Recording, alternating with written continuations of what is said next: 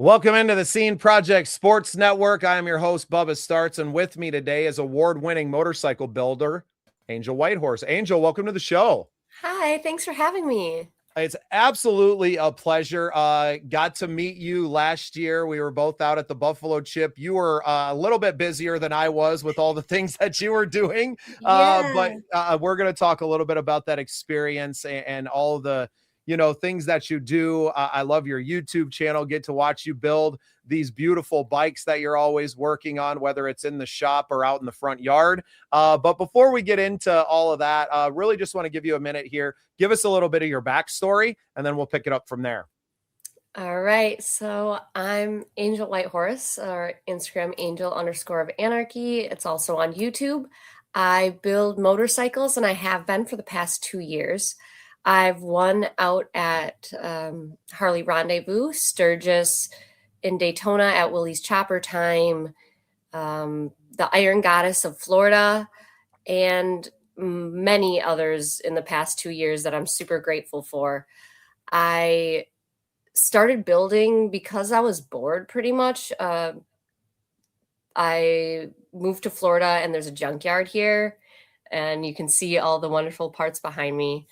I am used to welding and fabrication in my family because my grandpa was an artist that put together different funky cars and would produce those. So I've always been into sort of that scene. And then also the motorcycles because my father is into motorcycles as well. So I kind of combined those two interests and was like, well, what can I do with my life? I'm done dancing. I'm not going to be on the road doing that anymore. So what can I do next? I've always had this in the back of my brain of maybe build motorcycles. I don't know. You love choppers. And so then I just built my first Sportster, the Heartthrob Harley, and won with that at the very first show I took it to, which was Renegade Babes People's Choice at Daytona Harley and Bike Week or Biketoberfest, one of them. And now I've built a chopper for the Jerry Deer's Chick Built Chopper show, where there was 8 girls that applied and only 3 completed it, and I was the only one that rode in. I'm pretty sure the other girls' bikes rode, but we never got to see that. The creator, who was the person who created this event, unfortunately passed away halfway through and it got taken over by some other people. I was personally told that it had to be a ride-in show or you had to ride it around the block. I didn't get notification of the rule change, so I pushed my button, got it running, riding, rode it 40 miles into the show.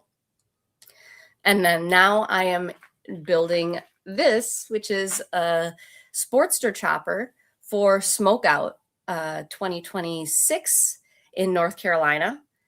I am the first woman builder in this show, and so I have to bring it.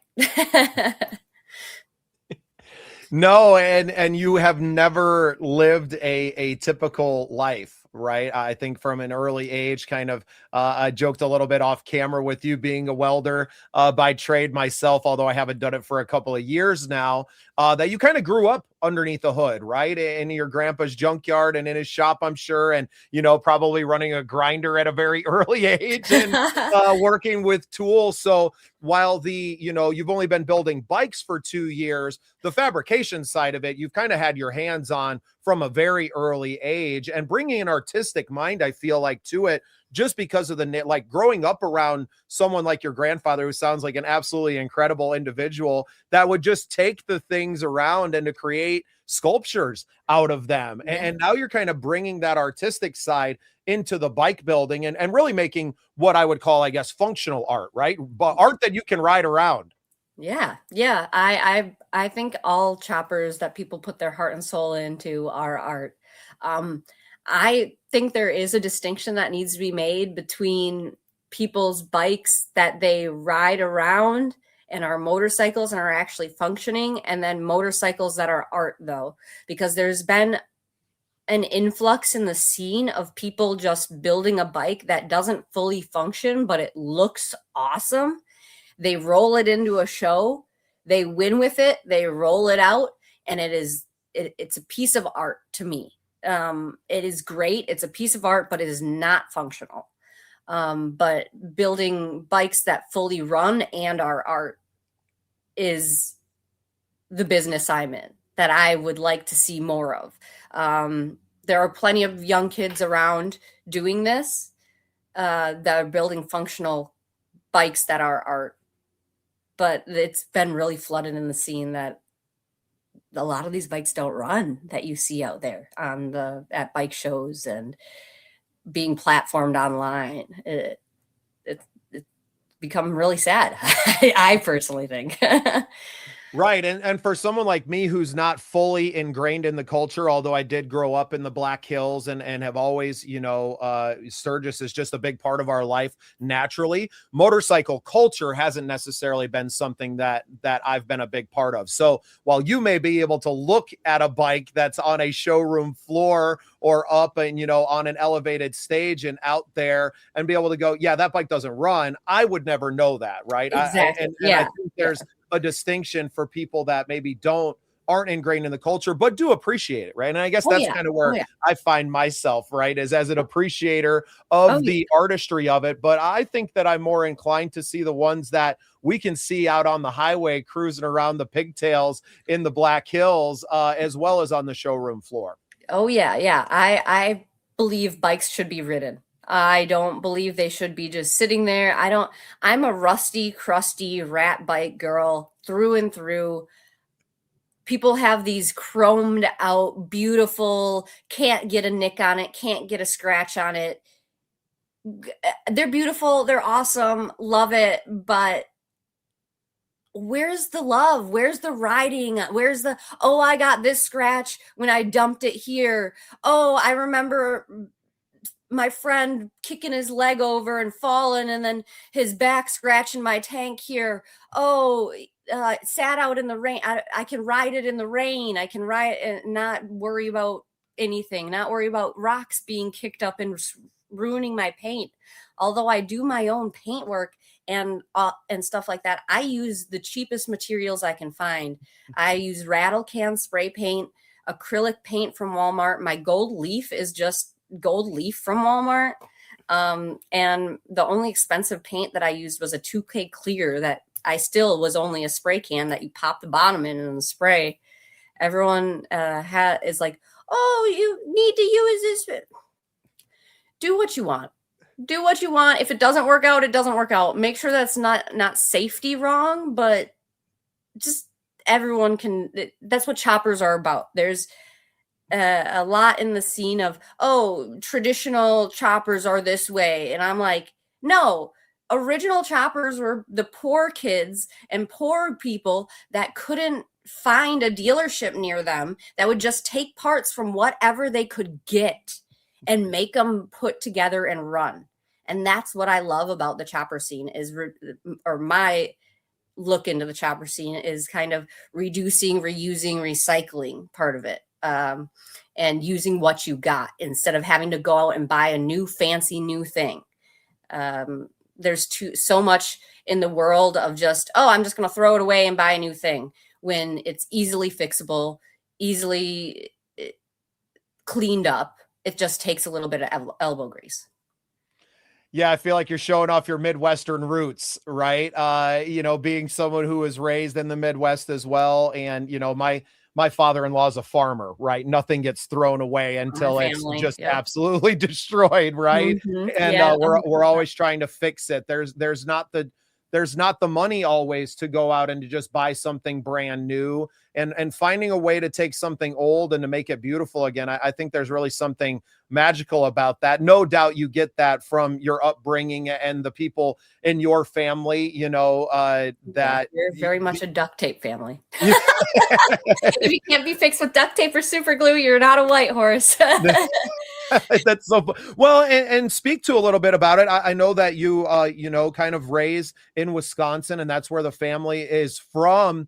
You're talking about the birthplace of motorcycle culture, right? I mean, the chopper culture especially, and these motorcycles kind of coming home from the early, the late World War II days, and Yeah. falling into the junkyards and being chopped apart and put back together. And Mhm. you're a throwback, Angel, to a time when I think there was a little more purity to the world. And that didn't mean that you had to have the shiniest, newest bike, that you had something that meant the world to you. You knew every nick and cranny of it. You knew the sounds that it made. And if something was a little off by that, and I think that's really commendable to you to really embrace that part of it, and to not give in to the pressure of doing something that is just not you. Because I think it would be very easy for a someone who's relatively new to the motorcycle building culture, right, to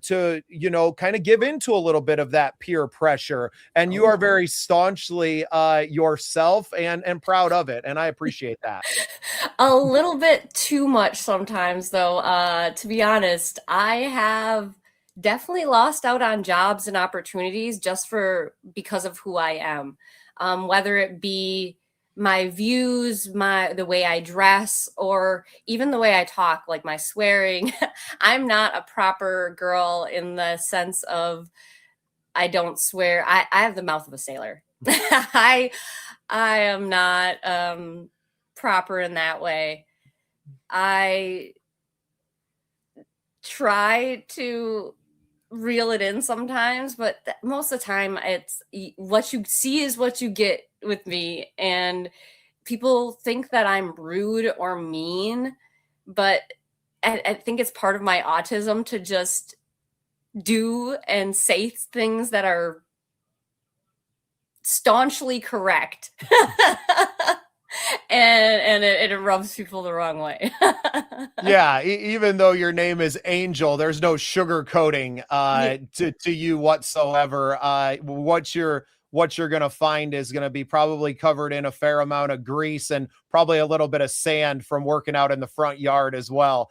Oh I yeah. would love for you to kind of share a little bit of your process in building these bikes. That you're not working in some fancy shop with all the latest tools. I mean, we can see it in the back. That is not an AI background that we did to make good. This is this beautiful young lady's garage, and where I'm sure you spend an exorbitant amount of your time when you're not out on the road. So tell us a little bit about your process and how you build your bikes and the space that you work in. So it begins by just collecting stuff from swap meets and off these walls and the storage unit and in back and whatever I like. And then I pretty much just start throwing things together that work together that I like. I honestly have such a different way of doing bike building than people go, what do you mean? I'm like, I don't know, it just comes together. I'll put something on and be like, all right, wait, that looks nice. What about if I add this here? What about if I and then it just pieces itself together. Um A little less time on the CAD and in the design room, a little more Frankenstein. That yes, exactly. My heartthrob Harley, I was dubbed the Frankenstein because it's literally three basket case bikes smushed together because that's what I had.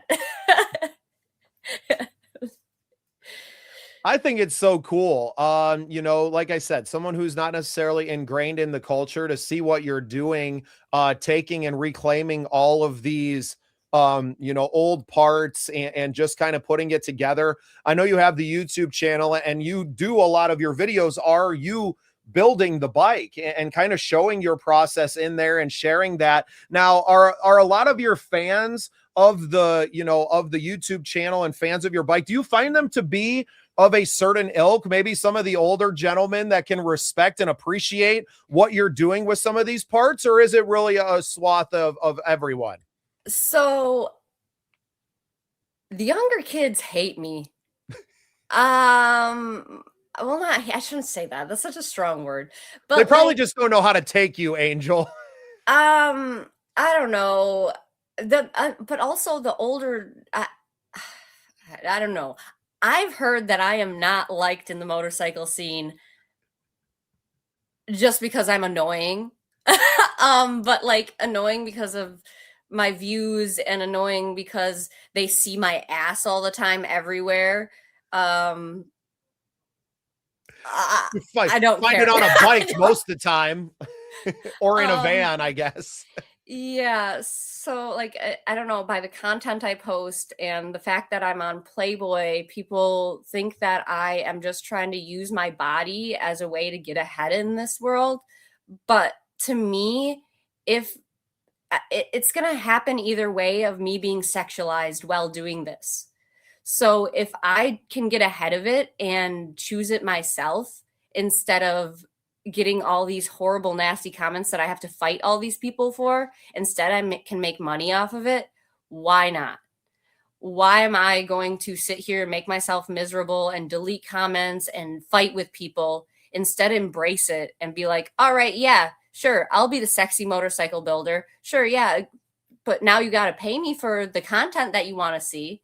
Like, um, but because I learned at a young age that no matter what a woman does, she's either going to be told to put on clothes or take off clothes. So you have to be comfortable with yourself and however you want to dress and however you want to be. Well, and especially in a male dominated culture like motorcycle culture is, that you're going to get the stigmas regardless, right? Like there's always going to be someone that has an opinion that, well, you just got there Yeah. because you're out there in your bikini working on your bike. Yeah. And I feel like what you're saying is like, yeah, yes, but also I'm in my bikini because it's 110 degrees and I'm more comfortable like this Yeah. doing it. And I don't mind working on my bike in this way either. And So it's a tough world to be in, regardless of what you're gonna do. You're kind of damned if you do, damned if you don't. exactly. So like there's like Courtney Love, like right now there's this big row because Olivia Rodrigo wore a baby doll dress, and people are going, "You are inherently sexualizing yourself and emphasizing yourself." But there's people like Courtney Love and people in the past that use their femininity and go, "Hey, I can be a feminine girl, but still do what you can do. I can wear a dress and do what you do. I can be sexy and do what you do." It's not a secular thing where it's I have to eat. I choose one or the other. I can be feminine and Kick your work ass. this, yeah, and still build a bike. I can talk shit, look sexy, and build a bike all at the same time. Multitasking. No, and I love it. And it's what a great way to bring it all together with your motorcycle building and creating the content around it. I think it's really cool that you're showing kind of you building on the bike, and it's not just you kind of um you know just using your looks to build a bike, that you're really showing people. And I think what you're doing is you're giving permission to other young women and people who are coming up that, like, hey, just because you look good in a bathing suit doesn't mean that you can't work on a motorcycle, right? Exactly. Or if Exactly. you work on motorcycles, that you can't wear a bikini out when you're working on it, right? So Yeah. I think what you're doing is really blazing a trail out there. Like you said, a lot of these contests that you're entering, you're most often the first woman to do so. And I think that what you're doing is changing the culture. And I have to imagine that a lot of the women in the culture, although you're going to have some haters regardless of what you do, right? The old Cat Williams line, if you don't have one, you better go find three more before the summer, that you are empowering other women. And I think that as long as you stay focused on the people that you are helping and kind of just tuning out the other noise, that you're going to continue to be extremely successful in your field, and as being a real pioneer in the culture of saying, no, you can look good and make really beautiful bikes too, even if they come out a little rusty or Yeah. Yeah. That like I just want it to be a new motorcycle culture community of people that I can find somewhere, because it's been so hard for me to find people that understand past motorcycle culture and trying to bring it into the future. There are so many new women riders. There are so many, the demographic is changing in Harley, and the bike scene. Harley's just got knocked down from being the number one bike bought in the past year. And it got overtaken by sports bikes. And a lot of women are riding sports bikes. And now Harley has now created some engines and some bikes that are more comfortable for women. And they're getting into that. And my friend Jess Rips is being the first to go across the 48 states in 6 days right now, currently. And it's just an explosion of women into the scene right now, and I am loving it. Well, and a lot of them are creating content like yourself. And I think that was really cool for me being a content creator out at the Buffalo Chip last year, and kind of having the pass, and especially getting to do the creator meetup and getting to see so many of the females in the space that aren't just showing up to take pictures of bikes, but they are on their bikes and, vlogging their way across the Iron Pony Show is a great example of that. And yeah, chronicling her entire ride, the good and the bad, right? And I think it's so cool to see the space really exploding. I look forward to a lot more of it, because that changes the culture, right? That gives permission to others to do so. Yeah. I hope that I inspire other women. I hope that I don't. My thing is if you see me building in a bikini and you think you can do better, I encourage you to. If you want to be inspiration for young girls to be building bikes but not scantily clad, do it. I encourage you to start a channel, to start building, to start doing all this, because that's the lifeblood of the next generation, is women building and women getting into this and women doing all this. And I'm just super excited to be at the forefront and be friends with all these girls that are like Axel Coe. Oh, amazing. She had Axel's hideout that went around the Chip. Got to meet all those wonderful ladies. There's the Biker Bells, the Iron Goddess shows. It's just an amazing time to be in the women's motorcycle scene. Yeah. And last year, having grown up, I've been to Sturgis so many times, right? A couple of decades of living out there. And even when I'm not living, I live 5 hours away from there now. We go back every single year. But last year was my first time as really a true content creator. Usually I'm going out there with my band and I'm playing shows, and I'm kind of in that world too, where like you always have something to do. Last year, it was my first time there as a very conscious observer of that. And I think something that I'm going to make a concerted effort for this year is exactly all the things that you're talking about, to go and find the female builders in these shows and to really shine a light onto all of that, because I think it's incredible. I really find it, because I can't do it, right? So you're out there doing something that me, I'm a 40-year-old man. I've never worked on a motorcycle. So you have these awesome skills that I never have. And I think just being a woman and having a different brain, it brings a different element to the building, not just the process, but to the design. And they're bringing a different brain to that, and a different mind. And I think that's it gives an evolution now to the culture and a different way that we can move this thing. And for someone like me who just appreciates the culture, it gives me more to appreciate, right? So why wouldn't I want to see more of that? And I understand that it's going to come with its challenges inside of the culture, because people don't like change and people want to keep things the way that they are. And to me, that's not the way that we grow. That's not the way that we, bring more people into the bike culture, because now we're in a generational shift as well. A lot of the older, riders are either, passing away or just not able to ride and to take part in it. We need new blood in the culture to come in. And if that's coming from the females inside of that and bringing more females into that, I think that's ultimately a great thing.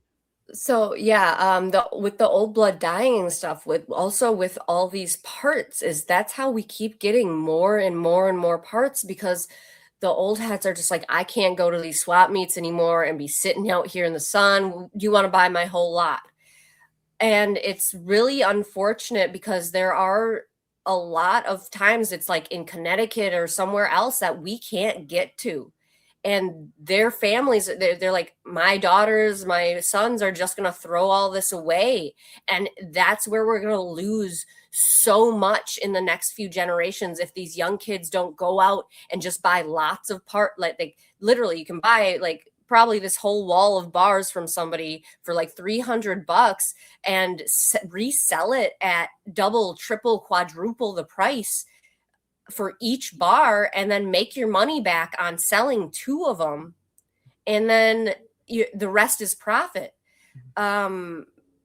Kids need to get into that, because we are going to lose a bunch of parts into the junkyards, or not even into junkyards, into the landfill, because their kids are straight up just taking it and throwing it away because they're like, oh, this is all junk. We don't need any of this stuff. It's just taking up space. Or like after they die, they're like, oh, grandpa was saving all this junk. And it's like, no, it's not junk. It's motorcycle parts. Like there's panhead parts being thrown away. And that boggles my mind. Well, and it's because they don't know. And I think that's why a channel like yours and your beauty is going to attract people to it just naturally, right? So it's really awesome that you're using that, your God-given gifts, right, to attract more people in, and they may come for a shot of your ass, but they stick around to find out more about some really awesome parts and maybe learn a few things. I think that's something that you're able to use to your advantage and to educate a younger generation of new writers or people that are just interested in it, to kind of come in and to help you preserve the old culture and to help move it forward. So people have called me a honeypot for that reason. They're like, I just wanted to see a hot broad on a bike, and now I'm getting panheads. What the hell? Yeah, now I'm getting a lecture about how I should go out and buy motorcycle parts, or how the scene is changing, or how women should be more respected, or about how the world is right now with the technocratic government coming in and all this. It's just because I'm a huge anti-government either way of the party that anyone wants to talk about. Someone goes, oh, you're a Republican. I'll make a point. Oh, you're a Republican. No. Oh, you're a liberal. No. I hate all government. I think it's in our business way too much. And what it's rolling into is even more with the flock cameras that you won't be able to do anything anywhere.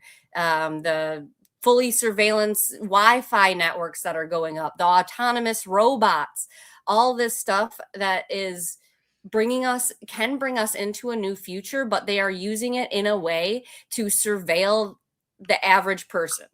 I feel like that was inherent. That anti-establishment nature was inherent in the motorcycle culture 50 years ago, right? And now it feels like it's faded away. It's very much faded away. People, I go, where are the real bikers? Because everyone's a bootlicker nowadays. And I go, you made your bikes fast back in the days to run from the cops. Where's the disconnect here? You're moonshining, running the hills. Ancestors would be turning in their graves. Oh, man. I don't know. Angel, do you feel like you're just from a different time, that you were, maybe, and maybe not, I don't want to say like born in the wrong generation, but that you feel that, and I kind of get this vibe from you, that you feel like it's a little bit of your job because of this platform that you've kind of been given for whatever reason, and that you continue to build. I don't want to say that you were given, you've built it, right? Like you've built this for yourself. From the ground up, kicking and scratching. Right. But now that you have it, that you're using it to really kind of try to bring the culture back to where it was, and really how I feel, where it should be. The bikers should be the outlaws. And that's not to say that we can't respect our first responders and our police and things, but it's more of an attitude, right? We're not saying that everyone has to go up there and make yourself an enemy of law enforcement, but there's an attitude that used to be there that just really isn't anymore. Yeah, ACAB all the way. I don't understand where that shift came from, but I do understand that it's been a huge psyop to get it that way for what's coming. That's all I got to say on that on your podcast. If you want to hear more of Angel's conspiracy theories, and I wouldn't even call it her theories. Well, they created the names conspiracy theorists because people were right about stuff. And so they had to interject a word into society. The CIA created the word conspiracy theorist about people that now it's coming out they were right. They were true. It was true. So like, it's not, if you can call me a conspiracy theorist, but that just means that I'm right. Well, Angel, I appreciate you taking some time away from your beautiful bikes and all the work that you have to do out there. Spend a few minutes with me. It was such a pleasure getting to meet you last year in Sturgis. I hope we see you again back there this year as well. I know you'll be there in some capacity and around, so we'll definitely make sure that we connect while we're out there, maybe get to do another chat and to shoot some content. And for now, anything else that you want to plug and let people know about before I let you go?